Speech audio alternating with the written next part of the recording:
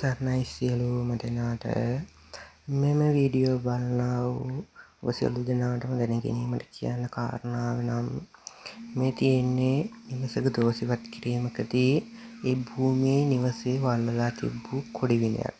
ඒ කොඩිවිනය ඒ භූමියෙන් පොළොව හාරලා අරගෙන තමයි භූමි බන්ධනය කැපුවේ. ඔය තියෙන්නේ ඒ භූමිය වල්ලලා තිබ්බ ස්ථානය. ඔය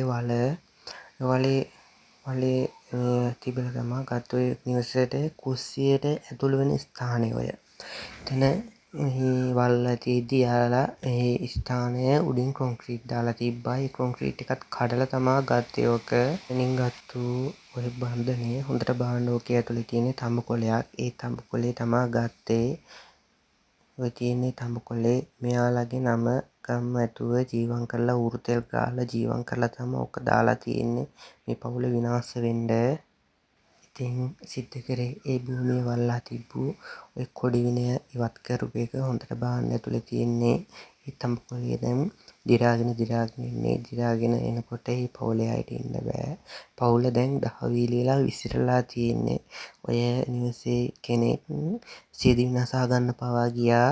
මගේ දේවාලේ වැඩ කටයුතු කරලා දෙන්න කලින් දේවල්ට ඇවිල්ලා පේන සාත්‍රය බලාගෙන ගිහිල්ලා ඒ වැඩ සිද්ධ කරන්න කාලුවක් වුණා. දුන්නට පස්සේ ගොඩාක් බාධා සිද්ධ වුණා ඒ දරුවන්ට ඒ නිවසේ කට්ටියට.